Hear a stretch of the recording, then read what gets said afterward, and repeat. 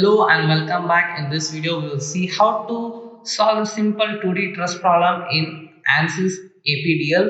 And here it is the given data, and I have also provided a link in the description from which you can have the full ANSYS tutorials. And I have copied the same problem from over there so that we can verify the answer whether it gives the proper answer or not. So here, and you can download this PDF also from the link given in the description. And here you can see at this point, this point, this point, and this point loads are applied. And at this point is a fixed support, and here it is a roller support. And actually, this height is 3118 mm, and this distance is 3600 mm. This is again 3600, so again this is 3600, and this angle is inclined at 60 degrees. So this will be at the midpoint of this, that will be 1800. Okay, so that we can model it easily. So now we'll go to the answers. So I'll just clear the previous data, and I'll just go to the preference, and since we are going to do the structural analysis, I'm going to select it. And now we'll go to the preprocessor modeling, and we'll go to the key points. First we'll add the key points, that is the nodes, that is the points. And in the active CS means in the coordinate system, which are the coordinate system we are working. First one I'm going to add at the origin.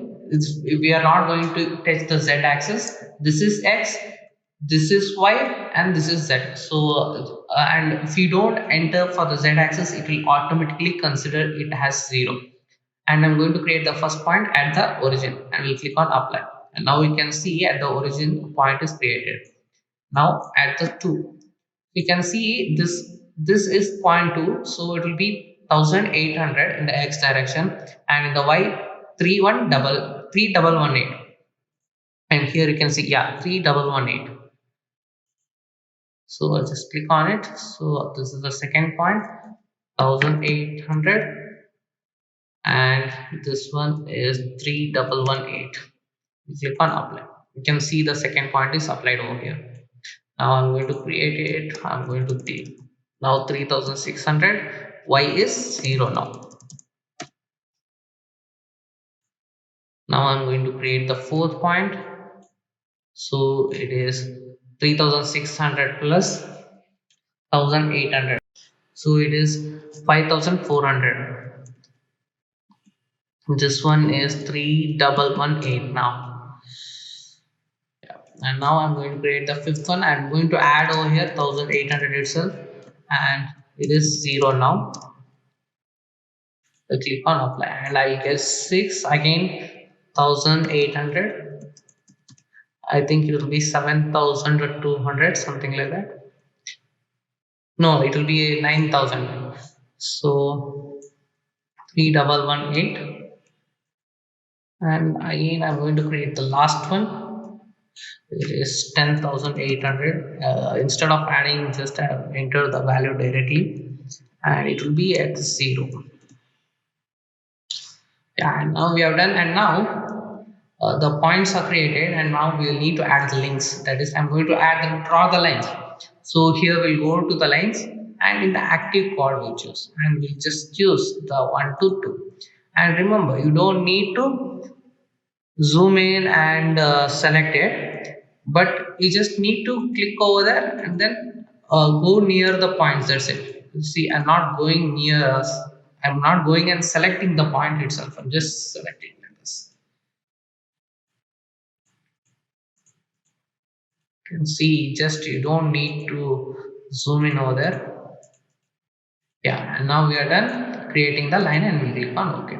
And now we'll add the element type. So it is not defined, so we'll add. And here I'm going to add the link, since we are making only the links over here, and we'll click on OK and close.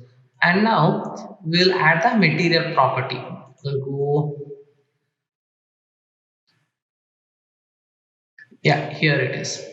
We'll add the structural linear property, and it is elastic, and it is isotropic. And here in the problem they are given it as 200 GPa. So I'll just enter it. And Poisson's ratio is not given, and we don't need also, actually we don't need to assign the materials, because only for the deflection we need to assign the material. Say, let us say we can assume it as zero point 0.3 or 0.33, we can keep it anything, and only for deflection it becomes great use. Even the material also we don't need to do, actually do it for the analysis of truss, but still we need to add, because the software does not solve the problem. And now we have applied it, and now we'll add the suctions to it. And I'll just, yeah, and here the suction name I'll just take it back, because all the lines, that is for all the links, it will be added. And here in the problem they're given it as 3250, just copy it and paste it over there, the cross section area they are given it. So I'm going to the link, because we are going to add this cross section for the link, and then we'll click on OK. And now we are done with the suction, and now we'll go to the meshing, and I'll just go to the size control, manual mesh, and I'll select all the lines. And here NDIV means the number of element division. The more the number of elements division, the more accurate will be the answer, and the more processing time the software takes. So for this problem, we can just leave it as one, and we'll get the proper results itself. And we click on OK. And now we need to apply this mesh. So to apply this mesh, we'll go to the mesh, and we'll go to the lines. So just select all the lines, and then I'll click on OK. Okay, we can see that the numberings have gone. So to view the numbers, go to plot control and numbering. So I'll just enable this key point number and node. You can just enable whichever you want. I'm just going to need those two. And now we are done. And now we'll go to the solution. So here we'll just define the loads and the supports. So I'll just apply it. So if you go to the, so see, I'm going to explain once again. Go to the solution, define loads, apply, and we click on displacement. If you click on displacement, and here I'm going to assign the supports. So I'm just going to assign this, and I'll click on apply, and I'll just use all degrees of freedom, or you can just use UX and UI, because UZ does not matter, since here it is a fixed support and this is the roller support. And here in this problem also you can see this is the fixed and this is the roller.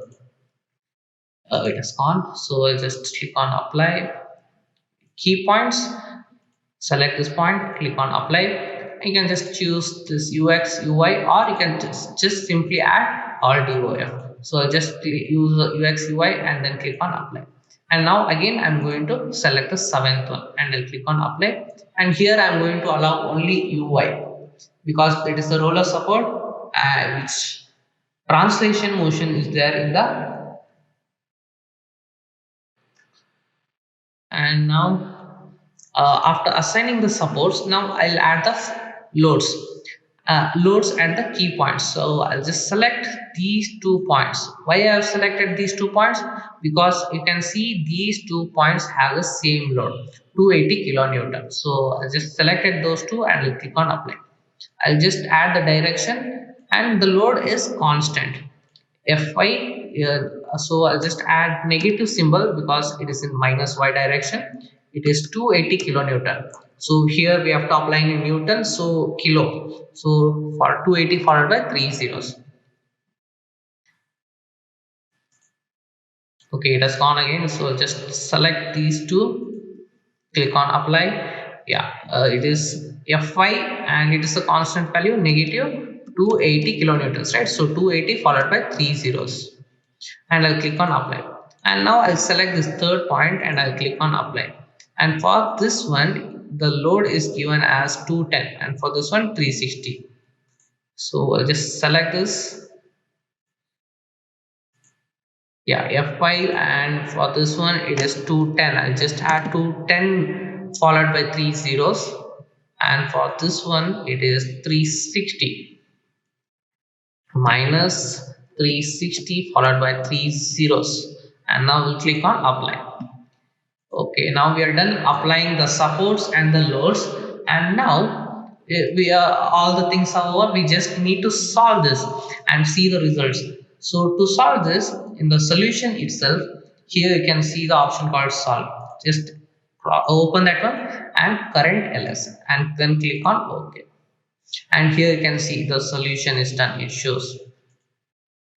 Okay, and now we'll go to the post processing. That is after solving, we can see post processing is after solving. What are the data we need to collect? We can collect. Suppose say I need to plot the results. That is the deform shape. I'll get. You can just give only the deform shape or deform plus undeformed. You can see how it opens, and here you can see the nodal solution also. And here I'm going to use the nodal, that is the displacement vector sum displacement I'm going to use. Now you can see the displacement over here. And now let us go to the result viewer, and here you can see the x component, and then yeah. And similarly when you close that one, I will go to the to find out the axial member stress. Since stress is the axial member, that is only compression and tension will be there. So to view that, now we'll go to the element table, and for that one we'll define it. First we define a table, and I'll go to the sequence by sequence number, and here ls1. From the number 1, element number 1, it should start. So I'll just click on OK and add. And now in the element table itself, here you will have the option called plot element table. So just click on that one, and here ls1 is there. uh, just click on that one, and here you can see, and this is the stress, and here you can see this one is minus 91, and this is the maximum value. Here you can see. And now to view it in the form of table, we'll just click on list element table and ls1. Click on OK, and here you can see the member number 1, it is 82. Minus 82 means it is in compression, and member number 2, it is 41.447. And to verify the answers, we'll go over here, and here you can just check it. Yeah, and here you can see the answers are the same. See, first one is minus 82.9, second one is 41.47. Yeah, you can see, and the 11th member is minus 91.189. You can see all the values are accurate, and even if you solve it numerically, and if you verify the answer, it will be the same. And thank you for watching my video. Please do like and subscribe my channel for more videos like this, and comment below for any suggestions. Thank you.